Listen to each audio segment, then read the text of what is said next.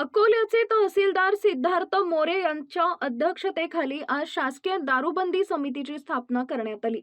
या समितीत गट विकास अधिकारी अकोले व राजूर येथील पोलीस निरीक्षक, उत्पादन शुल्क अधिकारी आणि अशासकीय सदस्य यांचा समावेश आहे।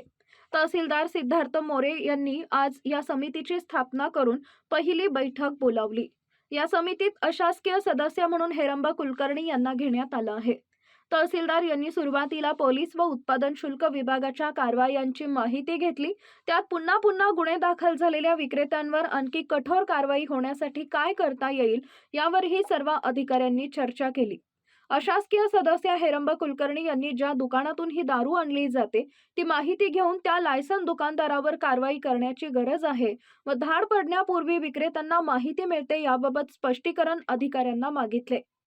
तहसीलदार यांनी प्रत्येक गावात ग्राम सुरक्षा दल स्थापना करण्यासाठी पंचायत समितीने पुढाकार घ्यावा असं सांगून पुढील 1 महिन्यात तालुक्यातील सर्व प्रमुख गावात ग्रामरक्षक दल स्थापन होतील असा ठराव समितीने मंजूर केला। यापुढे दर महिन्याला समितीची बैठक घेण्यात येईल व दारूबंदी गावात आढावा घेतला जाईल।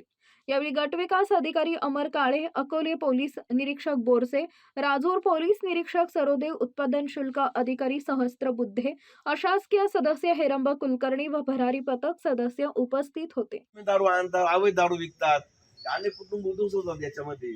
हे तुम्ही टाळता येत नाही का? तुमच्याच घराला का तरुण मुलगा आता दारू प्यायला लागला, तुम्हाला कसं वाटतं? चांगलं वाटतं का? फटाके फोडणार का तुम्ही? आता प्रत्येकाचं आई बापांना त्याचं लेकरू प्रिय असतं, समजलं का? तुमचे जर तरुण पूर्ण दारू प्यायला लागले, शाळेला शिकले नाही, अल्प वयात जर एक्सपायर झाले, याला कोण जबाबदार? तुम्हाला चांगला वाटत की सगळ्या गोष्टी?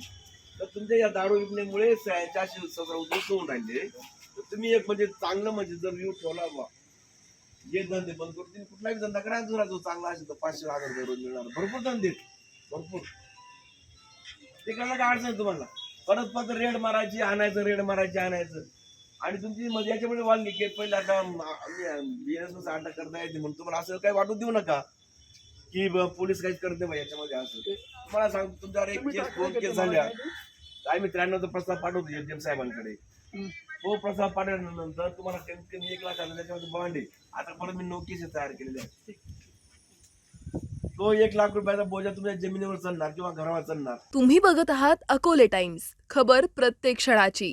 आमच्या फेसबुक पेजला लाईक करा आणि यूट्यूबवर चॅनलला नक्की सबस्क्राईब करा।